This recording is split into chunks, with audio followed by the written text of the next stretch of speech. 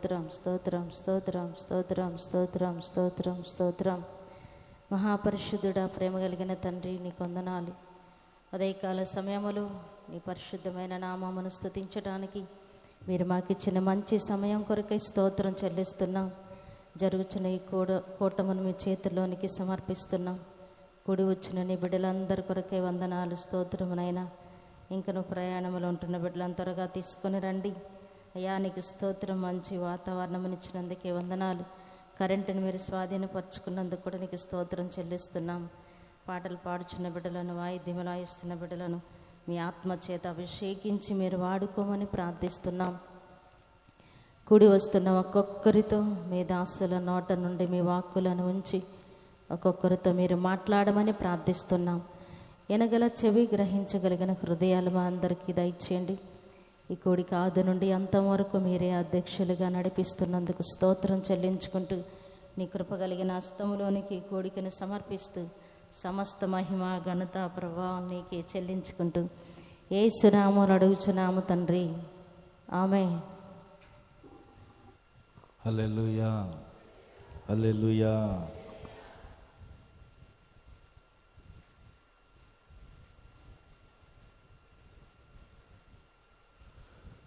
ఆదికాండం 1వ అధ్యాయం 2వ అధ్యాయం చూడండి,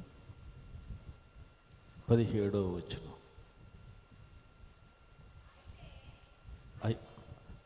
అయితే మంచి చెడ్డలను తెలివినిచ్చు వృక్ష ఫలములను తినకూడదు.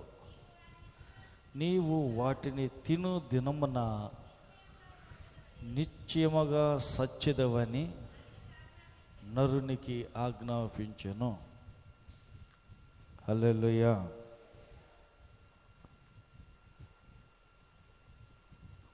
పక్కవారితో చెప్పండి, పండు తిను దినమున నిశ్చయముగా సచ్చెదవు. హల్లెలూయా. ఏ పండు? దేవుడే చెట్టులో ప్రతి చెట్టును తోటలో పుట్టించాడు. పండ్లన్నీ తినమన్నాడు. ఒక్క చెట్టు పండు మాత్రమే వద్దన్నాడు. వద్దన్న చెట్టు పండు మాత్రమే తినవద్దు అన్నాడు. ఆ ఒక్క చెట్టు పండు మాత్రం తినవద్దు. తింటే ఏమైద్ది? హల్లెలూయా. తింటే నిశ్చయముగా ఖచ్చితంగా చచ్చిపోతావు, అందుకే తినద్దు అన్నాడు. చాలా మంది ప్రశ్న ఏంటంటే, ఆ చెట్టే పెట్టకుండా ఉంటే ఏ గొడవ ఉండదు కదా, ఆ చెట్టునే మొలిపించకుండా ఉంటే బాగుండేది కదా. హల్లెలూయా. చెట్టునే పుట్టించకుండా ఉంటే ఈ మనిషి పోయి ఆ పండు తినడుగా. తినద్దన్న పండ్లన్నీ తినచ్చు, అభ్యంతరం లేదు. పండైనా తినచ్చు. ఒక్క చెట్టు పండు, ఆ చెట్టు ఒక్కదాన్ని ఆ తోటలోనే లేకుండా చేస్తే, పుట్టించకుండానే ఉంటే బాగుండేది కదా అని చాలామంది పండితులు, జ్ఞానులు, తెలివిగల్లోళ్ళు అంటున్నారు. హల్లెలూయా. ఏది మంచిదంటావు? అన్ని పండ్లు ముందు పెట్టి అన్నీ తినుగాని ఆ ఒకటి మాత్రం తినొద్దు అంటాం, అది మంచిదా? మధ్యలో దాన్ని ఒకదాన్ని పెట్టి ఆ ఒక్కటి తినమాకు, మిగతా అన్ని తినలే అన్నీ చెప్పటం మంచిదా? చాలా మందికి ఇది నచ్చల. ఆ పండే లేకపోతే అవి తినకుండా ఇంక ఇవే తింటాడుగా. అంటే కొన్నిసార్లు దేవుడు మనకు సొంత బుద్ధి, సొంత జ్ఞానం, సొంత ఆలోచన, మనకంటూ ఒక సొంత నిర్ణయం తీసుకునే శక్తినిచ్చి, నీ ఇష్టం, అన్నీ చేశాను, నీ ముందు అన్నీ పెట్టాను, మంచి చెడు ముందే పెట్టాను, నీ ఇష్టం వచ్చింది తిను, కోరుకో, అది నీ ఇష్టం. 2 దారులు ఉన్నాయి, ఇరుకు దారి ఉంది, విశాలమైన దారి ఉంది. ఇటు పోతావో నీ ఇష్టం. నీ ఇష్టం అని చెప్పేసి సొంత చిత్తానికి, సొంత నిర్ణయానికి మనకి అవకాశం ఇచ్చాడు. నువ్వే కోరుకో, నీకేం కావాలో కోరుకో. హల్లెలూయా, హల్లెలూయా. కోరుకోవటం మన వంతు, నచ్చిన దారిని వెళ్ళటం మన వంతు. సృష్టించిన దేవుడు చాయిస్ మనకిచ్చాడు, ఎంపిక చేసుకోవటం మనకిచ్చాడు. మనకు ఇష్టం వచ్చిన దారిలో వెళ్ళిపోమని మనకే బాధ్యత అప్పగిచ్చాడు. ఇక తర్వాత ఆయన మీద నేరం మోపటం ఏంటి? నువ్వు మంచి దారికి పోతావో చెడు దారికి పోతావో, ఇరుకు దారిని పోతావో విశాలమైన దారిన పోతావో, అది నీ ఇష్టం. హల్లెలూయా, హల్లెలూయా. అది ఎంపిక చేసుకోవటం నీ మీద ఆధారపడి ఉంది. అన్నీ తిను కానీ అదొక్కటి తినద్దు. తింటే ఏమైద్ది? నిశ్చయముగా సచ్చెదవు, చచ్చిపోతావు. అందుకు తినొద్దని చెప్పింది. ఈ సచ్చేదాన్ని ఎందుకు పెట్టినట్టు? సచ్చేదానికి బదులు, వద్దన్న పండు తినే బదులు నిరంతరం బ్రతికే జీవవృక్ష ఫలం కూడా ఆ తోటలోనే చేశాడా లేదా? ఉన్నదా లేదా? వద్దన్న దానికే ఎందుకు పోవాలా?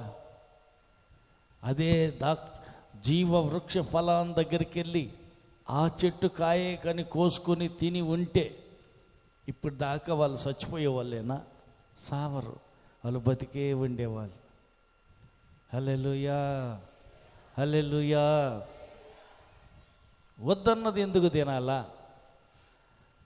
నిరంతరం బ్రతికే జీవవృక్ష ఫలం కూడా ఆ తోటలోనే పెట్టాడు. దాన్ని తినొద్దని దేవుడు చెప్పలా, తినమన్నాడు. తినమన్న దాన్ని తింటే ఎంత బాగుండేది. ఎంపిక చేసుకోవటం మన ఇష్టం. చాలామంది ఏంటంటే దేవుడే తప్పు చేశాడు, చెట్టు అక్కడ పెట్టి తినొద్దు అని అంటే అట్ట. హల్లెలూయా. తప్పు చేసిన ఆయనదే తప్పు అని అంటున్నాడు. హల్లెలూయా. ఎంపిక చేసుకుని నీ ఇష్టం మీద ఆధారపడింది. ఏం కోరుకుంటావో నీ ఇష్టం. హల్లెలూయా. కోరుకుని మన చేతిలోనే ఉన్నది. మనం సంతోషంగా బ్రతికినా, రోగాల పాలైనా, నష్టాల పాలైనా అది మన నోట్లోనే ఉంది. అయితే ఈ పండు తిను దినమన్న నిశ్చయముగా సత్యదవు. నువ్వు బ్రతుకు కదాని బ్రతకటానికి దేవుడు ఏం చేశాడు? సకల రకాలైన విత్తనాలు ఇచ్చే, పండ్లు ఇచ్చే చెట్లన్నీ సృష్టించాడు. ఇష్టం వచ్చిన కాయ కోసుకుని తినమన్నాడు. తినాలి కానీ అదొక్కటి తినొద్దు అని చెప్పిన దాని కాడకే ఎందుకు పోవాలా? దాన్నే ఎందుకు తినాలా? దేవుణ్ణి దోషిగా చేస్తూ ఉంటుంటారు. లేదు, అది అపవిత్రమైనది, అది మనకు నచ్చనిది, అది మనకు ఇష్టం లేనిది, దేవునికి ఇష్టం లేనిది. నాకైతే అది ఇష్టం లేదు, అందుకని నిన్ను వద్దంటున్నా. మరి నీ ఇష్టం, నా ఇష్టమే నీ ఇష్టం అయితే ఆ పండు తినగాకు. నాకు అది నచ్చదు, అది తింటే నువ్వు చచ్చిపోతావు, అందుకని తినొద్దు అన్నాడు. కానీ బలవంతాన, సాతాను యొక్క ప్రభావం వలన ఆ పండు తినటం జరిగింది. ఈ సైతాను దేవుని దగ్గరే ఉండేవాడే. ఒకప్పుడు అతను దూత, కెరూబు కింద పడిపోయాడు. పడిపోయినటువంటి ఈ దూత, ఈ కెరూబు వెళ్ళి వద్దు అన్న పండు తింటే మీరు దేవతలంతో అవుతారంట. హల్లెలూయా. ఆశ చెప్పాడు, మీరు కానీ ఆ పండు తింటే ఏమవుతారు? దేవతలంతా అయిపోతారు. మీరే ఒక దేవతలు అవుతారు. అందరూ వచ్చి దేవుణ్ణి కొలుస్తున్నారు కదా, అప్పుడు నువ్వు కానీ ఈ పండు తింటే నువ్వు కూడా ఒక దేవత అయిపోతావు. అందరూ వచ్చి నిన్ను కొలుస్తారు, నువ్వు వాళ్ళందరికీ దేవుడు అయిపోతావు. అంటే నేను అంత గొప్ప కావాలా? హల్లెలూయా. ఇది ఎక్కడ పుట్టిన ఆలోచన? ఇది ఎవరి మనసులో పుట్టిన ఆలోచన? నేను గొప్పవాడిని కావాలా? హల్లెలూయా. ఎప్పుడు నిన్ను గొప్ప చెయ్యాలో, ఎప్పుడు నిన్ను హెచ్చించాలో, ఎప్పుడు నిన్ను ఉన్నత స్థానంలో నిలబెట్టాలో అది దేవునికి తెలుసు. తను నియమించిన సమయంలో, హెచ్చించాల అనుకున్న సమయంలో ఆయనే హెచ్చిస్తాడు. అంతేకాని మనకు మనమే హెచ్చించుకోకూడదు, మనకు మనమే గొప్ప చేసుకోకూడదు. మనకు మనమే నేను గొప్ప అని మనం చెప్పుకోకూడదు. మనం డబ్బా కొట్టుకుంటే, మనకు మనల్ని మనమే హెచ్చించుకుంటే దేవుడు కిందకు పడేస్తాడు. ఒకప్పుడు సాతాను పరిస్థితి ఏంటంటే, దేవుని తర్వాత స్థానంలో లూసిఫర్ అనే దూత ఉండేది. ఈ లూసిఫర్ అనే దూత ఏమనుకున్నాడు? సభా పర్వతం వరకు నా సింహాసనాన్ని హెచ్చించుకుంటాను, దేవునితోటి నన్ను నేను సమానంగా చేసుకుంటాను అనుకున్నాడు. అంతే, దేవుడు అక్కడి నుంచి తోసి పడేశాడు. దేవుడు కిందకు తోసేస్తే ఎవడైనా ఎత్తగలడా? ఎవడైనా పైకి లేపగలడా? లేపలేడు. వాడి స్వభావం, వాడి బుద్ధి ఏంటి అంటే, దేవుడు పెట్టిన చోట ఉండటంగా కాదు, నాకు నేనే హెచ్చించుకోవాలి, నాకు నేనే గొప్ప చేసుకోవాలి, దేవునితో నన్ను నేను సమానునిగా చేసుకుందాం అనుకున్నాడు. కానీ చివరికి జరిగింది ఏంటి? దేవునితో సమానంగా చేసుకుందాం అనుకున్నటువంటి అతను భూమి క్రింద పాతాళంలో ఒక మూలకు త్రోయబడ్డాడు. హల్లెలూయా, హల్లెలూయా. చూడండి, యెహెజ్కేలు గ్రంథం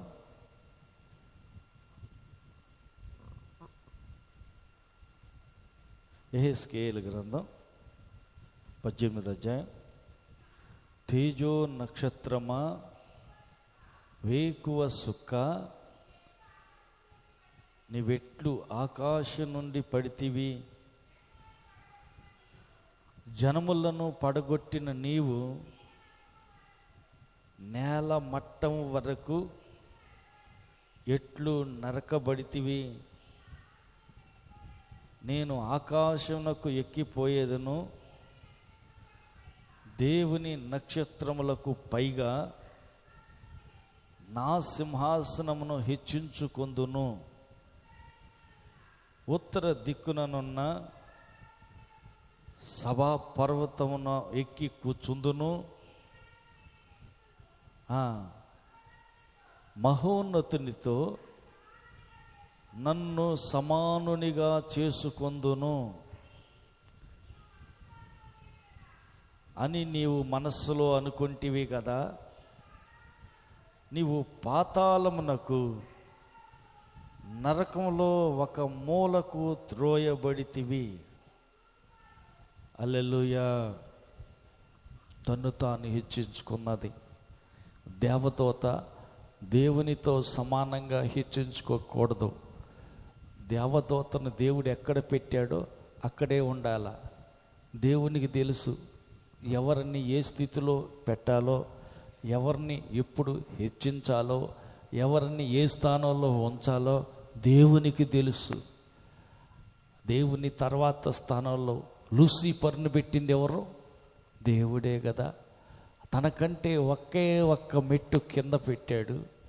అక్కడే ఉండి సంతోషపడాలి తప్ప దేవుడు అక్కడ పెట్టడం తప్పయిందా? ఆ స్థానంలో దేవదూతని, లూసిఫర్ని ఉంచటం దేవుడు చేసిన పొరపాట. మిగతా వాళ్ళందరూ అతని కిందనే ఉన్నారు కదా. ఒకే మెట్టు దేవునికి దేవదూతకి, ఈ లూసిఫర్కి తేడా. దేవుని తర్వాత స్థానంలో దగ్గరగా ఉంచితే ఏం జరిగిందంట? లోపల అన్యాయం పెంచుకుంటా వచ్చింది, అక్రమం పెంచుకుంటా వచ్చింది, హెచ్చించుకుంటూ మొదలుపెట్టి నన్ను నేను దేవునితో సమానంగా చేసుకుందాం అనుకున్నది. కాబట్టి దేవునికి ఇష్టంగా లేదు. హల్లెలూయా, హల్లెలూయా. తన్ను తాను హెచ్చించుకున్న దేవదూత అక్కడి నుంచి త్రోసివేయబడిపోయింది. త్రోసివేయబడిన కారణాన పాతాళంలో క్రింద ఒక మూలకు త్రోసివేయబడినది. పడిపోయిన ఈ దేవదూత ప్రత్యక్షమై హల్లెలూయా తోటలో ప్రవేశించింది. పాము రూపంలో, సర్పం రూపంలో ప్రత్యక్షమైంది. ఆదాము అవ్వలు దేవుడు ఏ మహిమతో ఉన్నాడో, దేవుడు ఏ ప్రభావంతో నిండుకున్నారో అదే మహిమ, అదే పోలిక, అదే స్వరూపం, అదే ప్రభావంతో అవ్వాదం ఉన్నారు. వాళ్ళ దగ్గరికి ఒంటరి సమయాన్న చూసి రావటం జరిగింది. ఇద్దరు కలిసి ఉన్నప్పుడైతే ఏం జరుగుద్ది? ఎవడు రాడు, మోసగించేవాడు ఎవడు రాడు. విడిగా ఒంటరిగా ఉంటేనే అవకాశం దొరుకుద్ది. హల్లెలూయా, హల్లెలూయా. ఒంటరిగా ఉన్నప్పుడే సైతానికి ఛాన్స్ దొరుకుద్ది. తక్కువ చెప్పండి. ఒంటరిగా ఎక్కడికి వెళ్ళగాకు, ఒంటరిగా ఎక్కడ ఉండగాకు, ఎవరినైనా తోడు చేసుకో. హల్లెలూయా. సాతాను మధ్యలో జొరబడడు. కొన్నిసార్లు భార్య భర్త మధ్యలో కూడా ఏమత్తయ్యా చిన్న చిన్నవి తేడాలు వస్తుంటాయా? పక్క వాళ్ళని అడగండి, మీ ఇంట్లో ఎప్పుడన్నా వచ్చినాయి మీ ఇద్దరి మధ్యలోని కొంచెం చిన్న చిన్నవి తేడాలు వస్తుంటాయి. కొద్దియే కొంచెం తేడాల కోసం ఏం చేస్తారంటే అలిగి ఆమె అన్నం కూర వండి పెట్టదు, వండి అడబడేసి మెదలకుండా వండుకుంటుంది. ఆయన పెట్టుకొని తింటాడులే, ఎవడు పెడతాడు? ఎంత మాట అంటే అంత మాట అంటున్నాడు, భయం లేదు అసలు. నేను చెప్పిన మాట అస్సలు వింటల్లా, నా మాటే వింటల్లా. ఈయనకి ఎండ కట్టాలని చెప్పేసి అన్నం వండకుండా చేయటమో, వండిన దాన్ని వడ్డించకుండా చూడటమో,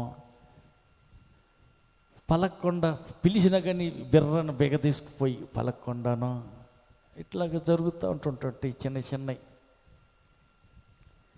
పలక్కుండా ఒంటరిగా ఎక్కడికైనా రోజు ఇద్దరు కలిసి వెళ్ళేది వదిలిపెట్టి ఆయన వదిలిపెట్టి ఏమని వదిలిపెట్టి ఆయన వెళ్ళి ఎవరి పనిలో వాళ్ళు ఉండటం వల్ల ఎడబాటు ఎప్పుడైతే ఉంటుందో అప్పుడు మధ్యలో సైతాను వచ్చి జ్వరపడతాడు. అందుకని ఒకవేళ మీరు వేరువేరుగా ఉంటే తొందరగా సమాధాన పడండి, తొందరగా ఐక్యత చెందండి, తొందరగా ఒకరినొకరు పలకరించుకోండి అని చెప్పడం జరుగుతుంది. ఎందుకని? సాతానుకు సోటియవద్దు అని దేవుడు చెప్పటం చూస్తున్నాం. ఎందుకు అంటే వీళ్ళిద్దరు కానీ తగాదాలు ఆడుకొని, తన్నులాట ఆడుకొని, గొడవ పడి, పలుకోకుండా విడివిడిగా ఉన్నప్పుడు సైతానికి అవకాశం దొరుకుతుంది. ఇద్దరు కలిసి ఉన్నంతసేపు అవకాశం దొరకలా, సాతాను మధ్యలో జొరబడలా. ఇప్పుడు ఆదాం నిద్రపోతున్నట్టున్నాడు. అవ్వ ఒక్కత ఏం చేసింది? షికారుకు పోయింది. సరదాగా అటు వచ్చేది చూద్దామని చెప్పి వెళ్ళి ఎక్కడికి వెళ్ళింది? వద్దన్న చెట్టుకల్లే పోయింది. హల్లెలూయా, హల్లెలూయా. అయినా ఎందుకు వద్దన్నట్టు దేవుడు? దాంట్లో ఏముందంట?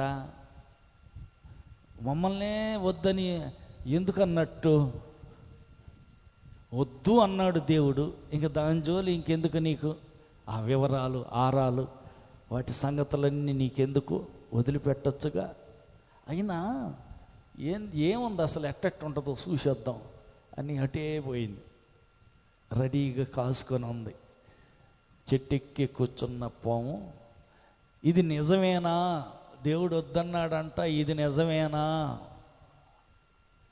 అని అంటే, నిజమేంటి, అసలు తినొద్దనే కాదు, ముట్టుకొని కూడా ముట్టుకోవద్దని చెప్పాడు.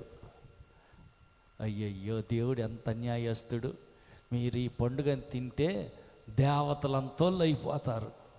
అమ్మో, దేవతలు అయిపోతామా? అందుకే కుళ్ళుబోతు దేవుడు తినొద్దని చెప్పాడు మీకు. మీరు కానీ ఈ పండు తిన్నారంటే దేవతలంతోళ్ళు అయిపోతారు. నిజమేనా? దేవుడు చెప్పింది అబద్ధం అంటున్నది. దేవుడు మంచోడు కాదు అని చెబుతున్నా. హల్లెలూయా. నేనే మంచిదాన్ని, దేవుడు మంచోడు కాదు, దేవుడు చెప్పింది అబద్ధం అని అంటండి. నిజాన్ని అబద్ధంగా చెప్పి తన మాటని నమ్మించేసి, నీకెందుకు తిను, నువ్వు దేవత అయిపోతావు. అబ్బో, అట్టయితే నేను కూడా దేవతను కావాలి. హల్లెలూయా, హల్లెలూయా.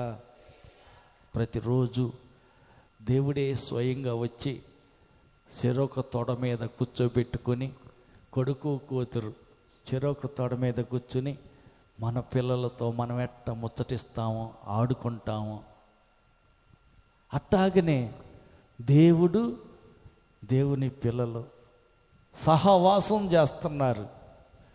సహవాసాన్ని చెడగొట్టడానికే మధ్యలో ఈడు జొరబడి మీరు దేవతలంతోళ్ళు అయిపోతారు, దేవతలు అయిపోతారు అని చెప్పేసరికి మాయ మాటలకి లొంగిపోవటం జరిగింది. హల్లెలూయా, హల్లెలూయా. మాయ మాటలకి లొంగిపోయి సరేనని తను తిన్నది తన భర్తకి ఇచ్చేసింది.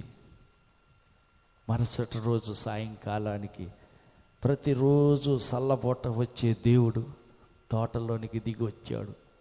ఉన్నత స్థలాలు విడిచిపెట్టి భూమి మీద తోటలోనికి వచ్చాడు. ప్రతిరోజు కలుసుకుని మాట్లాడుకునే సమయం అది. రోజుట్లాగే దేవుడు వచ్చి ఎత్తుక్కుంటున్నాడు. కనపడలేదేంది, పరిగెత్తుకుంటా రోజు వచ్చేవాడు. దేవుడు రాగానే అవ్వ ఒక పక్కన, ఆదాం ఒక పక్క, ఎలాంది రావటలేదేంటి అని ఇప్పుడు ఆయన ఎత్తుక్కోవాల్సి వచ్చింది. దేవుడు ఎప్పుడు వస్తాడా, ఆయనతో సహవాసం ఎప్పుడు చేద్దామా అని రోజు ఈర్లు ఎతికేవారు. ఇప్పుడు దేవుడు ఎత్తుక్కోవాల్సి వస్తుంది. హల్లెలూయా.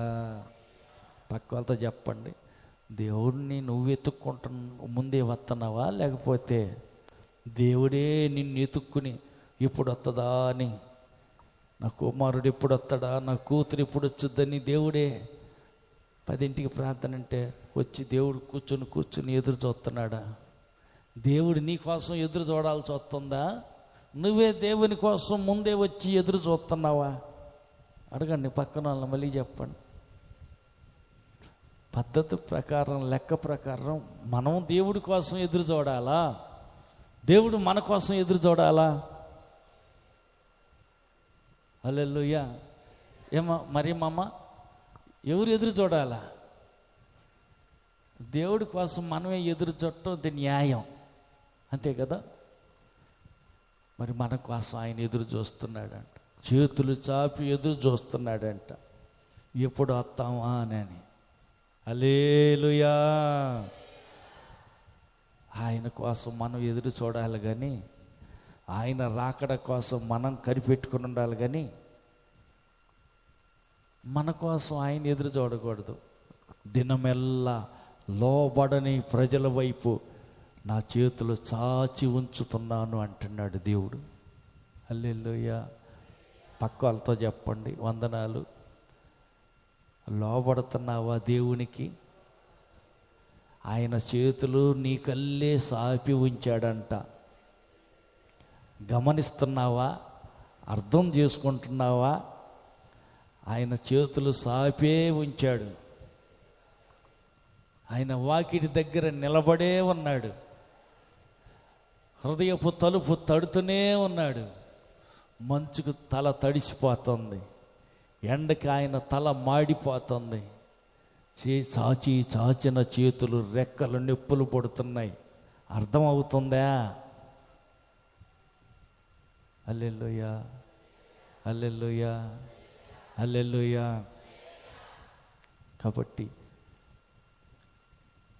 ఈ ఎడబాటు కారణం రోజు ఈ దేవుని కోసం ఎదురు చూసే వీళ్ళు ఇప్పుడు అక్కడ లేరు. ఎక్కడ లేరు? ప్రతిరోజు ఎక్కడైతే దేవుని కలుసుకుంటారో ఆ స్థలంలో వీళ్ళు కనపడలా. మరి ఎక్కడున్నారు? పక్క వాళ్ళని అడగండి. 3 రోజుల ఉపవాస ప్రార్థన అయితే మందిరంలో ఉండాలా, షేలో ఉండాలా? ఉపవాస ప్రార్థన టైంలో మందిరంలో ఉండాలా, ఇంటికాడ ఉండాలా? హల్లెలూయా, హల్లెలూయా. దేవుడికి తెలుసులే షేలో పని కాదు, ఆయన అర్థం చేసుకుంటాడులే అని చెప్పి ఎక్కడో ఉన్నారు. రావేంది అని అసలు నువ్వు ఎక్కడున్నావు అని అడుగుతుంటే దేవుడు అంటున్నాడు, అయ్యా నువ్వు అడుగుతున్నావు కరెక్టే, కానీ నేను ఎదురుగా రాలేకపోయాను అంటున్నాడు. ఎందుకని? వస్త్రాలు పోగొట్టుకున్నాడు. దేవుని ఏ వస్త్రాలు కట్టుకుని ఉన్నాడో అదే మహిమ వస్త్రాలు కట్టుకుని ఉన్న అవ్వ ఆదాములు వస్త్రాలు ఒలిసేసాడు, దొంగిలించుకుని పోయాడు, దొంగ ఎత్తుకుని పోయాడు. పండు తినటం ఆలస్యం, వస్త్రాలు లేవు. ఏమంటున్నాడు? ఆదామా ఎక్కడ? నేనయ్యా నువ్వు పిలిచినప్పుడు బట్టలు లేవు, దిగంబరిగా ఉన్నా, అందుకని ఎదురుగా రాలేక ఉన్నా. ఎక్కడున్నావును? ఎక్కడున్నాడంట? హల్లెలూయా. ఏ చెట్టు కాయ అయితే తిన్నాడో ఆ చెట్టు సాటునే అక్కడే ఉన్నాడు. పండు తినద్దన్న పండు తిన్నారు కరెక్టే, మరి బయటికన్నా రావాలి కదా, అక్కడే ఉన్నారంట. చూడండి, మళ్ళీ చూడండి, ఆదికాండం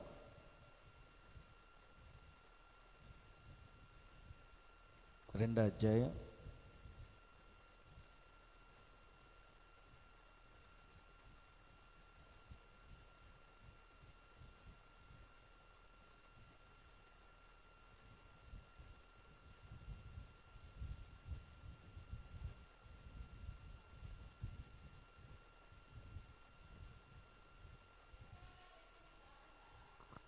యెహోవా ఎదుటికి రాకుండా తోట చెట్ల మధ్యన దాగుకొనగా. హల్లెలూయా.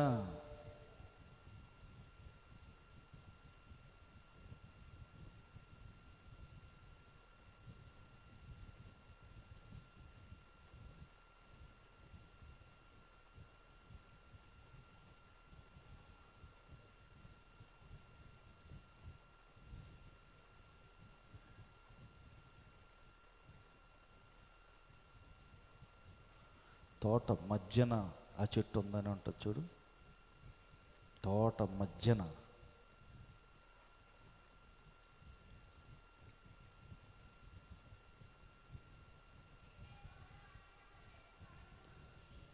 తోట ఎన్నో వచ్చిన చూడు, 3:3.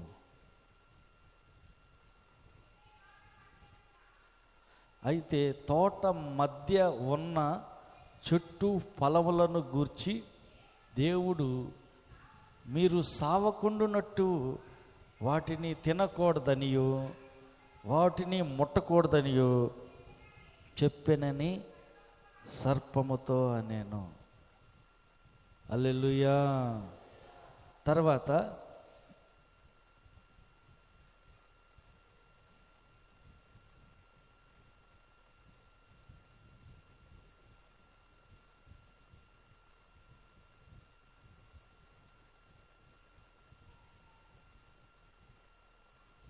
8వ వచనం చూడండి. సల్లబూటను ఆదామును అతని భార్యయు తోటలో సంచరించుచున్న దేవుడైన యెహోవా స్వరం విని దేవుడైన యెహోవా ఎదుటికి రాకుండా తోట చెట్ల మధ్యను దాగుకొనగా. ఎక్కడంట? తోట చెట్ల మధ్యలో తినకూడదన్న చెట్టు ఉన్నది, అక్కడ కాయ కోసుకొని తిన్నారు. ఇప్పుడు దేవుడు ఎతుకుతున్నాడంట, తోటలో ఎతుకుతున్నాడు. ఎవరి కోసం? ఈ కొడుకు కోసం, కూతురు కోసం ఎతుకుతూ ఉంటే ఆయన ఎదుటికి రాకుండా ఎక్కడున్నారంట? ఎక్కడైతే తోట మధ్యలో చెట్టు ఉన్నదో, వద్దన్న చెట్టు ఎక్కడున్నదో, తినొద్దన్న పండు ఎక్కడ ఏ చెట్టు దగ్గర అయితే తిన్నారో ఆ తోట మధ్యలో అక్కడే ఉన్నారు. హల్లెలూయా. బయటికి వస్తే ఎంత బాగుండు, క్షమాపణ అడిగితే బాగుండేది కదా. రాలా. ఏం చేశారు? దాచుకొని హృదయంలో పాపాన్ని, అతిక్రమాన్ని దాచుకొని ఒకళ్ళ మీద ఒకళ్ళు నేరం మోపుకుంటున్నాడు. ఏం చేశావు నువ్వు? వద్దన్న పండు తిన్నావంటే నాదేం తప్పు లేదయ్యా, సాటి సహాయం అని ఇచ్చావే, తోడుంటుందని ఇచ్చావే, ఆమె ఈ పని చేసింది. ఏమమ్మా, నాదేం తప్పు లేదయ్యా. అలా పాము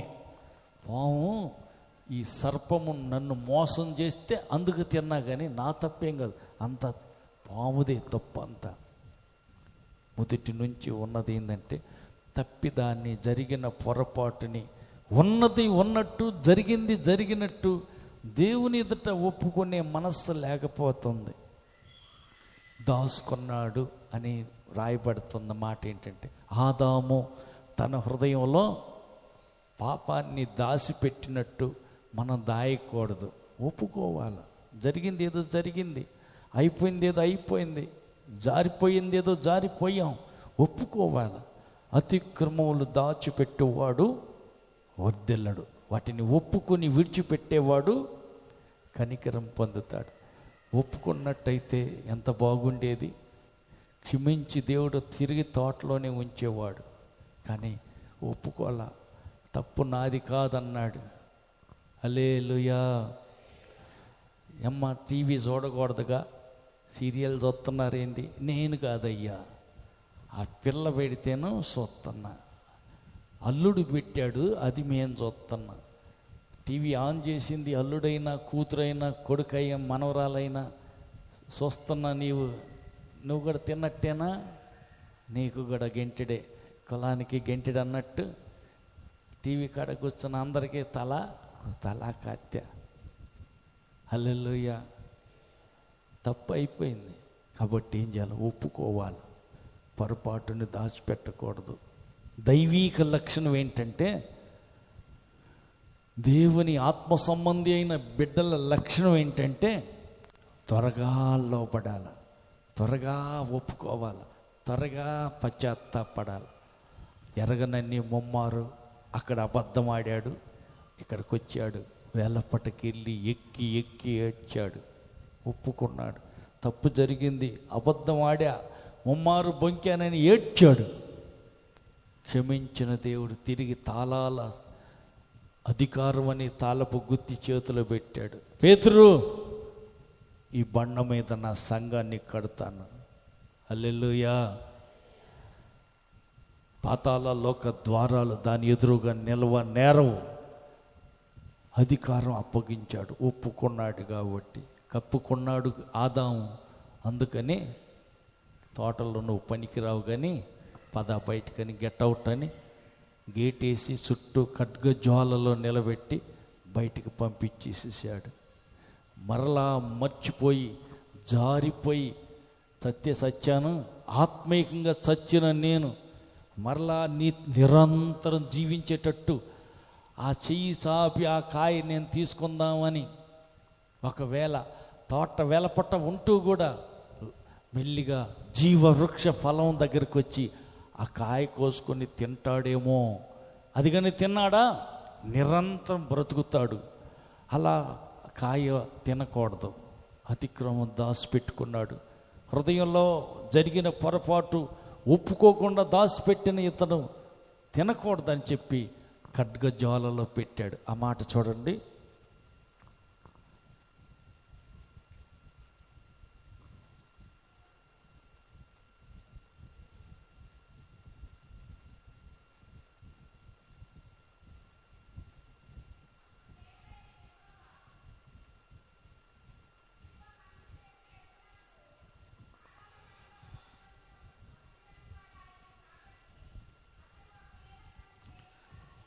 అతడు ఒకవేళ చెయ్యి చాపి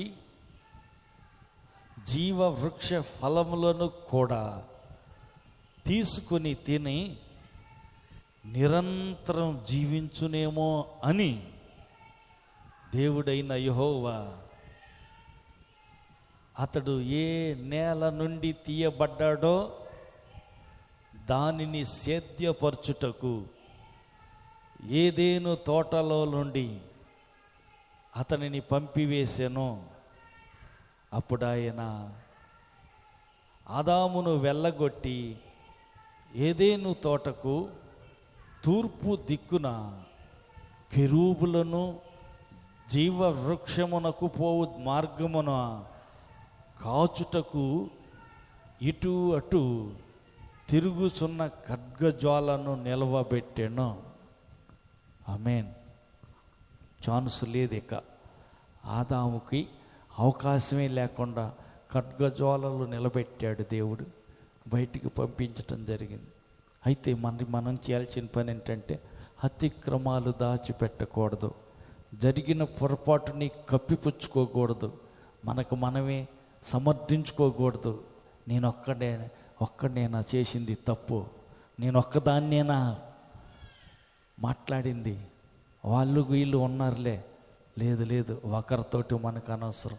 మన తప్పిదాన్ని మనం ఒప్పుకుంటే, మన తప్పులు ఇతరుల మీద నెట్టకుండా, మన వల్ల జరిగిన పొరపాటు మనమే ఒప్పుకుంటే క్షమించే దేవుడు ఆయన.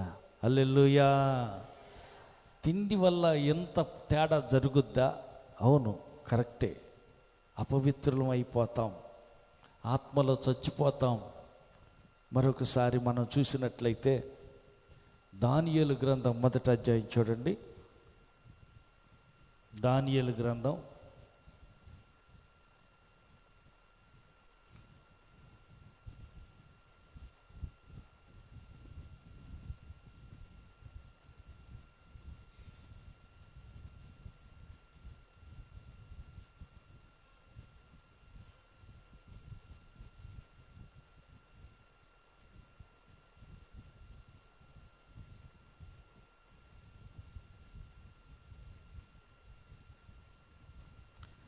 5వ వచనం నుంచి, దానియేలు గ్రంథం 1వ అధ్యాయం 5వ వచనం నుంచి.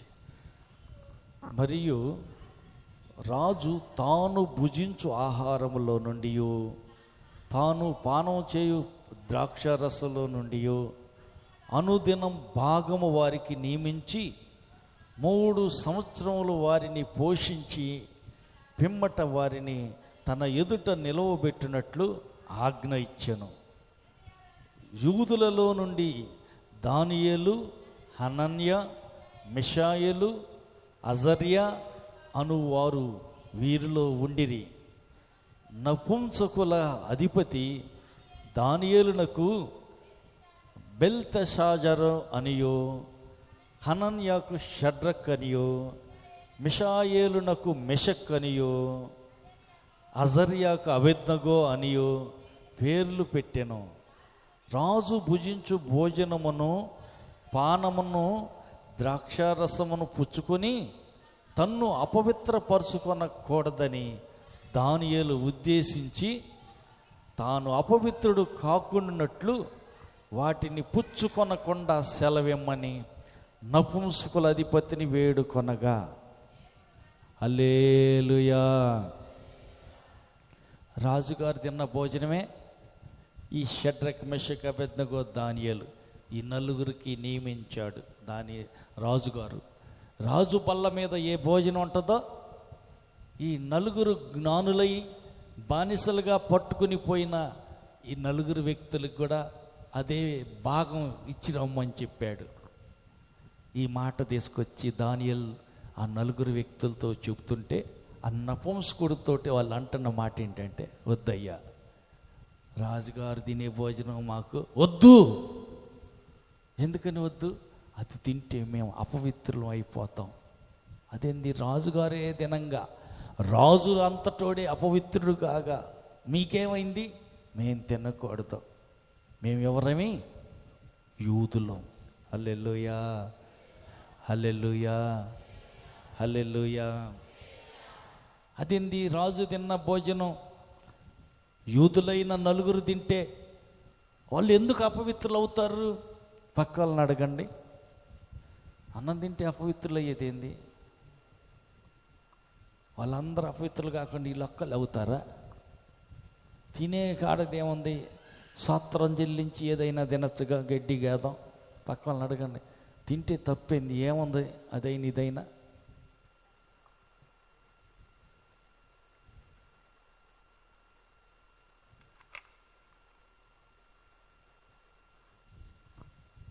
దేవుడు చేసిందన్నీ మంచియే కదా.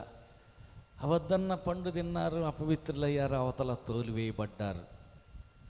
ఇప్పుడు షడ్రక్, మెషక్, అబేద్నెగో, దానియేలు ఈ నలుగురు కుర్రోళ్ళు అంటారు, రాజుగారు తినే భోజనం అయ్యా, రాజు తాగే ద్రాక్ష రసం, రాజు తాగే మంచినీళ్ళే మీకు ఇస్తున్నాము, ఆయనకి లేని అపవిత్రత మీకెందుకు వచ్చుద్ది? కాదు కాదు, వాళ్ళది వేరు, మాది వేరు. హల్లెలూయా. తేడా ఉన్నదంటావా? రాజు తినే భోజనానికి వీళ్ళు తినే భోజనానికి వద్దనటానికి కారణం ఏంటి? పక్క వాళ్ళని అడగండి. వద్దన్నారు, అది తింటే మేము అపవిత్రులం అయిపోతాం. వాళ్ళు అపవిత్రులు అయితే అయ్యారు, పరిశుద్ధులు అయితే అయ్యారు, మాకు అనవసరం, అది మేము తినకూడదు, తింటే మేము అపవిత్రులు అయిపోతాం అన్నారు. ఎందుకని? కారణం ఏంటి? అన్యులైనటువంటి వాళ్ళు రాజుగారికి భోజనం చేయాలంటే ఎట్టుంటుందంటే, ఒక దేవతకు బలి అర్పించాల. ఒక దేవతకు ఏం చేస్తారు?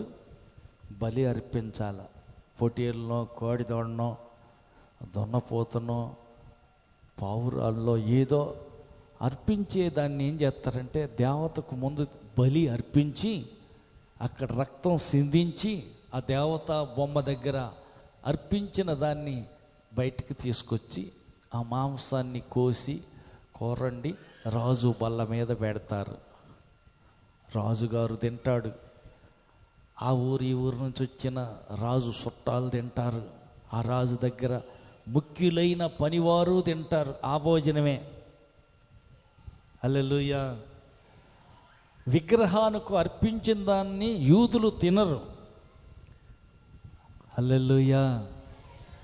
అందుకోసం రాజభోజనం మాకు వద్దు, అది తింటే మేము అపవిత్రులం అయిపోతాం, అందుకే మాకు వద్దు అన్నారు. తినలా. హల్లెలూయా. అదేందయ్యా మీరు చెప్పినట్టు మేము వినేదేంది? మేము చెప్పినట్టే మీరు వినాల. రాజు ఆజ్ఞ ఇది, రాజు చెప్పిన మాట కాదంటానికి కుదరదు. కాదు, రాజు మాట మీరారంటే ఏం జరుగుద్ది? తలకాయలు, మెడకాయల మీద తలకాయలు లేకుండా తుంపి అవతలేస్తారు. పక్క వాళ్ళని అడగండి, రాజు ఆజ్ఞ మీరితే మెడకాయ మీద తలకాయలు లేకుండా పోతాయి. రాజుకి ఎదురు చెబుతున్నారు ఏంది వీళ్ళు? దేవుడి కంటే రాజు ఎక్కువడా? రాజాజ్ఞ కంటే దేవుని ఆజ్ఞ గొప్పదా? దేవుని ఆజ్ఞ కంటే రాజాజ్ఞ గొప్పదా? రాజాజ్ఞ కంటే దేవుని ఆజ్ఞనే గొప్పది. అందుకని ఏం చేశారు? తినమన్నారు, ఎదురు చెప్పారు. కూరగాయల భోజనం తెచ్చిపెట్టు. మాంసం అంటే కొన్ని చోట్ల జరిగేది ఏంటంటే, అదేలేండి ఇది వేరుగా తెచ్చిన మాంసంలే, మీకోసమని ఇంకొక పొట్టేలు కోసి తెచ్చాములే అని చెప్పి దాంట్లో తెచ్చి పెడతారేమో. ఎందుకు వచ్చిన గోడ? వద్దులే, కూరగాయలు పెట్టండి, అసలు మాంసమే మాకు వద్దు, కూరగాయల భోజనం, కాయగూరలు పెట్టమన్నారు. సరేనని చెప్పి కాయగూరలే పెట్టారు. హల్లెలూయా. కాయగూరలే ఎందుకు తిన్నారు వీళ్ళు? అపవిత్రులు కాకుండా ఉండటం కోసం. తిన్న దానివల్ల కూడా అపవిత్రులం అవుతామా? అవుతాం. హల్లెలూయా, హల్లెలూయా, హల్లెలూయా. తర్వాత అపోస్తలుల కార్యం 10వ అధ్యాయం, అపోస్తలుల కార్యం 10వ అధ్యాయం 28వ వచనం చూడండి.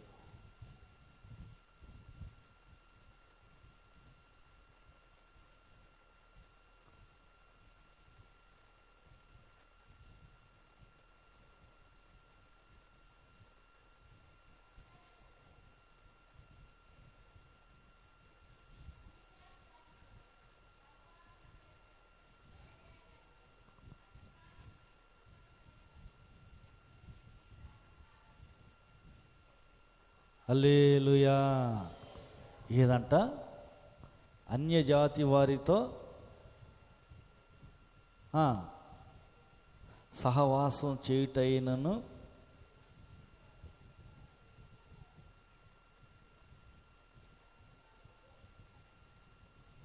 అప్పుడు అతడు అన్యజాతి వానితో సహవాసం చేయుటైనను అట్టి వానిని ముట్టుకొనుటైనను యూదునికి ధర్మం కాదని మీకు తెలియను. అయితే ఏ మనుష్యుడు నిషేధింపదగినవాడు అని అయినను హల్లెలూయా. ఇక్కడ మనం చూస్తున్నాం చతుష్పాద జంతువులన్నీ ఒక దుప్పట్లో దిగి వస్తున్నాయి. ఆకలితో ఉన్నటువంటి పేతురు ముందు దిగిని స్వరం వినపడుతుంది. లేచి వాటిని చంపుకొని తిను అని అంటున్నాడు.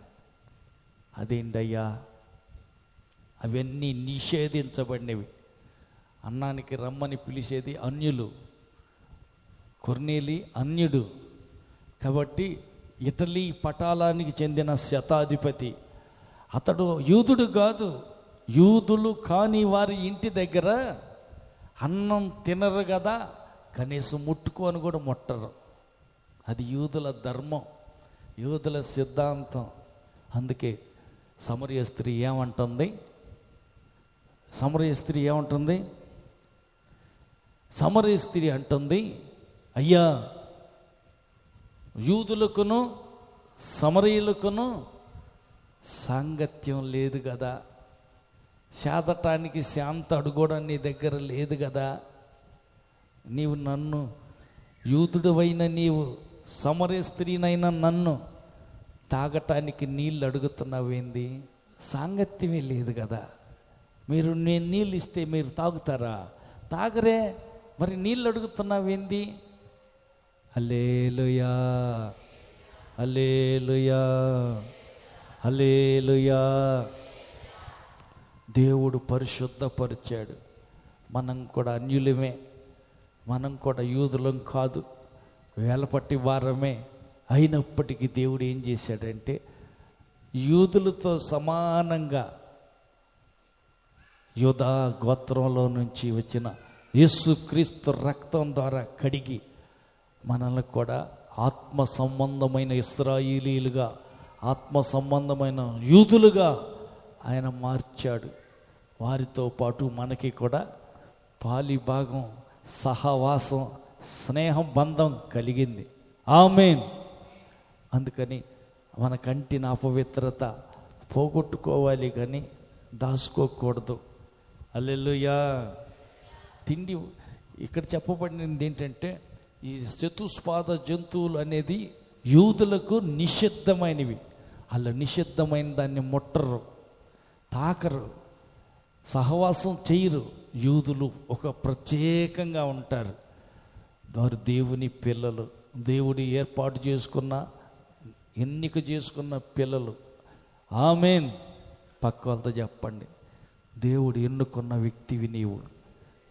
దేవుని దృష్టిలో ప్రత్యేకమైన వ్యక్తివి నీవు. సామాన్యుడివి కాదు, సామాన్యురాలివి కాదు.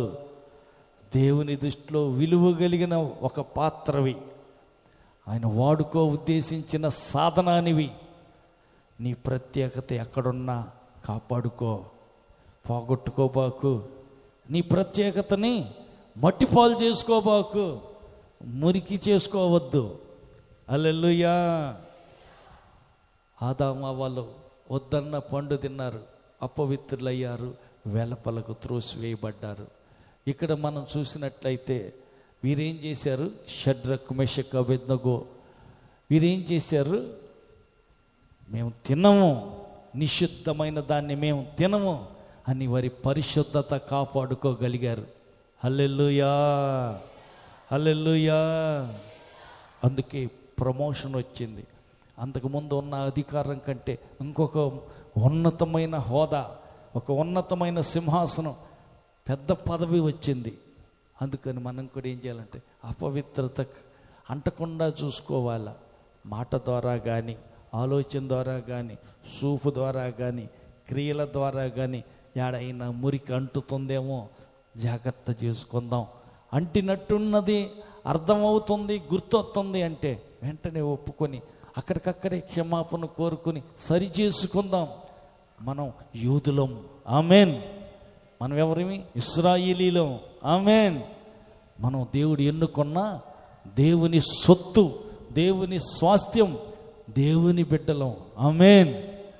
మనం దేవుని దృష్టిలో ఒక ప్రత్యేకమైన వ్యక్తులం. అందుకని మనం ప్రత్యేకాన్ని బ్రతుకుదాం. మురికి ఎక్కడ అంటకుండా చూసుకుందాం.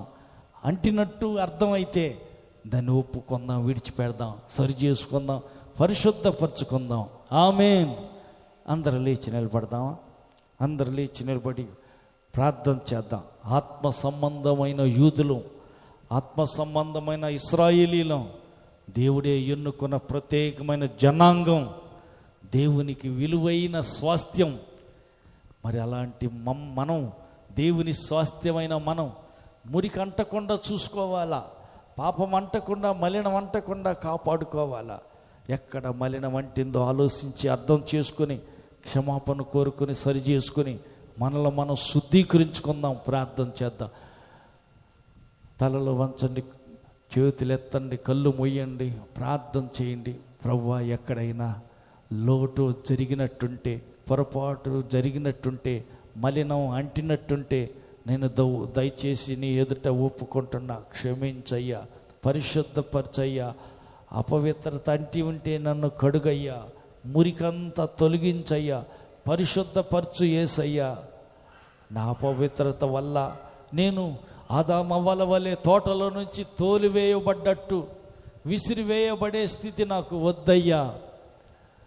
షడ్రక్ మెషక్ అబేద్నెగోల వలె అపవిత్రమైన దాన్ని ముట్టకూడదని దేవా, నన్ను నేను నా పరిశుద్ధతను కాపాడుకుంటూ, మురికంటకుండా నన్ను నేను శుద్ధీకరించుకుంటూ, నిషేధించబడిన దాన్ని తిననంటే తిననని నిషేధించబడిన దాన్ని దూరంగా పెట్టుకొని కేవలం తిండి కోసం దేవుని సన్నిధికి దూరం కాకూడదయ్యా. తినుబండారాల కోసం, ఒక పూట కూటి కోసం తన జ్యేష్ఠత్వపు హక్కును అమ్ముకున్న ఏశావులాగా నేను భ్రష్టుడిని, భ్రష్టురాలుని కాకూడదయ్యా. సహాయం చేయి దేవా. తిండి కోసం కకృతి పడి, తిండి కోసం ఆశపడి మురికి నేను అంటించుకోకుండా సహాయం చేయయ్యా. అడుగుదాం, ప్రార్థన చేద్దాం. ఒక్క పూట కూటి కోసం దేవునికి దూరమైన పరిస్థితి వద్దయ్యా. నీవు తిండిపోతవైనట్లయితే నీ మెడకు నీ కత్తిని అడ్డం పెట్టుకోమని చెప్పిన లేఖనం ప్రకారం కత్తి అడ్డం పెట్టుకోవటం అంటే కఠినంగా తిండి విషయంలో దేవునికి విరోధమైనది, దేవునికి ఇష్టం కానిది, మురికి మనకు అంటించేది, అది ఏదైనప్పటికీ అపవిత్రత అందులో ఉన్నదంటే దాన్ని పరలంగా దూరంగా ఎడంగా పెట్టి మనం దానికి కడుపు కాల్చుకునైనా సరే, పస్తులుండైనా సరే పరిశుద్ధతను కాపాడుకుంటూ, పరిశుద్ధులు నీతిమంతులే స్వతంత్రించుకుని పరలోకం చేరే వరకు భక్తిని కాపాడుకునేటట్టు ప్రార్థన చేసుకుందాం. సిద్ధపడదాం, ప్రార్థన చేద్దాం. హల్లెలూయా, హల్లెలూయా, హల్లెలూయా, హల్లెలూయా, హల్లెలూయా. శుద్ధీకరించుకుందాం. నన్ను శుద్ధీకరించయ్యా, పరిశుద్ధపరచయ్యా, అపవిత్రత తొలగించయ్యా, ఆశీర్వదించయ్యా, పవిత్రపరచమని అడుగుదాం, ప్రార్థన చేద్దాం. హల్లెలూయా, హల్లెలూయా, హల్లెలూయా, హల్లెలూయా, హల్లెలూయా, హల్లెలూయా, హల్లెలూయా, హల్లెలూయా, హల్లెలూయా, హల్లెలూయా. అడుగుదాం, నోరు తెరిచి ప్రార్థన చేద్దాం. ప్రభు సన్నిధిలో మొర్ర పెడదాం. నోరు తెరిచి ప్రార్థన చేద్దాం. అపవిత్రతను, అంటిన మురికిని, జరిగిన అతిక్రమాన్ని దాచిపెట్టి ఆదాము ఏదెన్లో ఉండకుండా వెలపలకి త్రోసివేయబడ్డాడు. అపవిత్ర నీవు కూడా దాచిపెడితే, జరిగిన పొరపాటు ఒప్పుకోకుండా, విడిచిపెట్టకుండా కప్పిపుచ్చుకునే పని అయితే పరలోకానికి వెళ్ళవలసిన నీవు పరలోకానికి వెళ్ళకుండా వెలపట, ఏదైనా వెలపట ఆదాము అవ్వలు త్రోసివేయబడ్డట్టు పరలోకానికి వెలపట అగ్నిగుండంలో, ఆరని అగ్నిగుండంలో విసిరివేయబడతావు. అందుకని ఆ స్థితి వద్దయ్యా. అతిక్రమాలు దాచిపెట్టకుండా ఒప్పుకుంటున్నాను, విడిచిపెడతాను, ఇంక మరలా తప్పు జరగనియ్యను. క్షమించయ్యా, సమాధాన పడదాం, క్షమాపణ అడుగుదాం, ఒప్పుకుందాం, ప్రార్థన చేద్దాం, ప్రభుతో సంధి కుదుర్చుకుందాం, సమాధాన పడదాం, నోరు తెరిచి ప్రార్థన చేసుకుందాం. యేసు నామములో అడిగి వేడుకుంటున్నాం తండ్రి, ఆమేన్. ప్రార్థన చేద్దాం. దయాళుడు కనికర సంపన్నుడైన దేవా, నీకు స్తోత్రాలు. కూర్చున్న నీ పిల్లలందరిని బట్టి నీకు స్తోత్రాలు. ఈ శుద్ధీకరణ కూడికంతట్లో మీరుండి నడిపించినందుకై వందనాలు. మాలో ఏ మురికి మలినం అపవిత్రత ఎక్కడ అంటనివ్వకుండా పరిపూర్ణంగా పరిశుద్ధపరచండి, శుద్ధీకరించండి.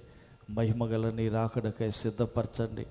రేపు బలలో చేయవేయటానికి తగిన అర్హత, యోగ్యత నీ బిడ్డలైన వారందరికీ దయచేయమని, ఈ పూట రాలేకపోయిన బిడ్డలకు క్షమించి మరో సమయమైన నీ సన్నిధిలో కనపడి నిన్ను ఘనపరచినట్లు కృప దయచేయమని, కుడి వచ్చిన బిడ్డలందరినీ పేరు పేరు మీ చేతులకు అప్పగిస్తూ ఇదిన ఆశీర్వాదాలతో దీవించి పంపమని కోరుతూ, మహిమగల మీ రాకకై బిడ్డలందరినీ సిద్ధపరచమని, ఈ రాత్రి శుద్ధీకరణ కూడిక, రేపు జరగనున్న బల్ల కార్యక్రమం దేవ సమస్తం మీరే క్రమంగా ఆశీర్వాదంగా దీవెనకరంగా జరిగించి ఘనత మహిమ మీరే పొందుకోమని కోరుతూ, మహిమతో మధ్యాకాశానికి రానున్న మా ప్రభు రక్షకుడైన యేసు నామములో ప్రార్థించి వేడుకుంటున్నాము తండ్రి, ఆమేన్. మన ప్రభు యేసు క్రీస్తు కృపయు, తండ్రి అయిన దేవుని ప్రేమయు, పరిశుద్ధాత్మని యొక్క అన్యోన్య సహవాసము కూడి వచ్చిన మనకున్న సర్వలోక పరిశుద్ధులందరికీ సదాకాలం తోడైండి నడిపించునుగాక.